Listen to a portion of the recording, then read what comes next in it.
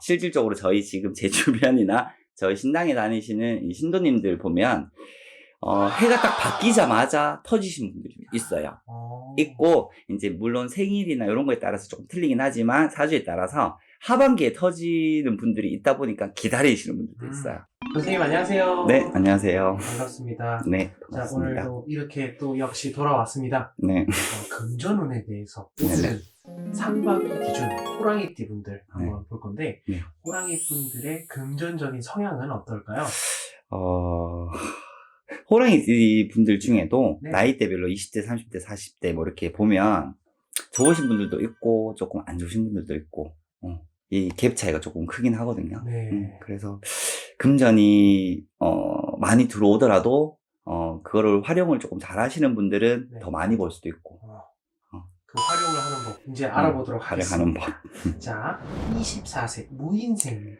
금전운은 크게 많이 없어요, 사실은. 뭐, 이렇게 돈을 막 크게 만지고, 막 내가 큰 돈이 나가고 하는 이 큰 이제 유동 변화는 없는데, 내 생활에 있어서 변화가 많이 생길 거예요. 만약에 학생이신 분들도 있으실 거 아니에요? 그렇죠. 학생이신 분들은 예를 들어서 잘 다니고 있던 학교를 뭐, 예를 들어 편입을 하거나, 조금 이런 생각이 드실 수도 있고, 어떻게 보면은, 변화가 많이 되다 보니까 내가 조금 마음을 못 잡고 좀 이렇게 붕 뜨는 해.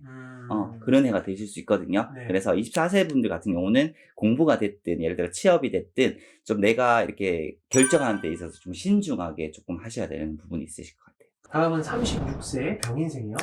36살 병인생들 같은 경우는 조금 직장에서의 운이 좀 굉장히 좋아요. 올해 네. 같은 경우. 그래서 내가 노력하는 만큼의 이제 결실을 맺고, 내가 어떻게 하느냐에 따라서 조금 이렇게 들어오는 해. 그리고 병인생들 중에도 이제 장사를 하시거나 개인 일을 하시는 분들은 투자할 운이 네. 있기는 한데요. 네. 내가 투자를 할 마음이 조금 적으실 거예요. 반대로. 그냥 위험 부담이 있어서 난 안 할래. 근데 옆에서 지인이 됐든 누가 네. 같이 해보자. 응. 자꾸 이런 게 들어오실 거예요. 그러니까 내가 내 마음은 하기가 싫은데 네. 자꾸 하자고 하니까 이거 해야 돼 말아야 돼. 약간 좀 기로에 서서 결정 장애 같은 거 오실 수 있거든요. 근데 그런 거는 이제 어떻게 보면 저희 같은 분들 찾아오셔가지고 상세하게 그 운이 언제 하시면 좋은지, 그리고 그런 제의가 들어왔다라고 하면 해도 되는지 안 되는지를 조금 의논을 하셔가지고 선택을 하시는 게 이득이 되실 것 같아요. 그렇죠. 자, 다음 넘어가겠습니다. 48세 갑인생입니다.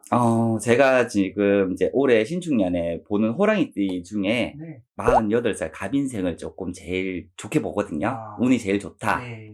실질적으로 저희 지금 제 주변이나 저희 신당에 다니시는 이 신도님들 보면 해가 딱 바뀌자마자 터지신 분들이 있어요. 있고, 이제 물론 생일이나 이런 거에 따라서 조금 틀리긴 하지만 사주에 따라서 하반기에 터지는 분들이 있다 보니까 기다리시는 분들도 있어요. 네. 딱 이렇게 스탠바이? 그렇죠. 딱 기다리시는 분들이 있는데, 올해 갑인생들 같은 경우는 이 문서운이 되게 좋아요. 네. 그래서 이 문서를 가지고 내가 돈을 벌 기회가 무조건 있단 말이에요. 근데 이걸 어떻게 하느냐에 따라서 내가 예를 들어서 100만 원 벌 수도 있고요. 1000만 원 벌 수도 있고 1억 벌 수도 있어요. 그래서 갑인생들 같은 경우는 내가 가지고 있는 예를 들어 부동산 관련된 게 있잖아요. 땅이 됐든 건물이 있다. 네. 이거를 파는 운도 크게 들어와요.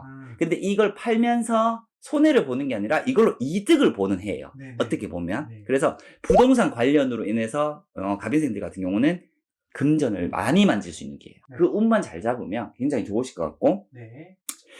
사업가들, 예. 개인 사업을 하시는 분들 같은 경우도 약간 어떻게 보면 한 단계 업그레이드 시킬 수 있어요. 요만했던 회사를 좀 더 크게, 네. 작았던 회사를 더 크게 확장, 그런 운도 있다 보니까 갑인생들 같은 경우는 올해는 솔직히 돈 걱정 안 하실 것 같아요. 너무 부럽습니다. 그리고 이런 부동산 관련해서 내가 부동산 가진 게 없다, 그럼 난 돈 못 버네, 그렇지는 않아요. 어쨌든 내가 뭐 문서 쪽으로 예를 들어 관심이 없는 분들도 금전 운은 따라오게 돼 있어요. 자, 다음으로 넘어갈게요. 60세 이민생이요. 이민생들 같은 경우는 금전을 버는 것보다 지키는 게 중요하다. 쉽게 얘기해서 내가 욕심내서 막 돈을 벌려고 하지 마시고요. 지금까지 내가 벌어온 돈이 있잖아요. 네. 그거를 큰 돈 안 나가게끔 지키는 해라고 보시면 돼요. 예를 들어서 이분들 같은 경우는 명의를 빌려주는 것도 안 된다라고 돼 있거든요. 그렇다 보니까 내 명의 하나 잘못 빌려주면 그 돈 써보지도 못하고 내가 다 갚아야 되는 신세. 아이고. 약간의 좀 그런 고비수도 들어오다 보니까 네. 내 금전만 좀 잘 지키시면 될 것 같아요. 그렇죠. 음. 다음번에도 순서 꼭 지키겠습니다. 감사합니다. 네, 감사합니다.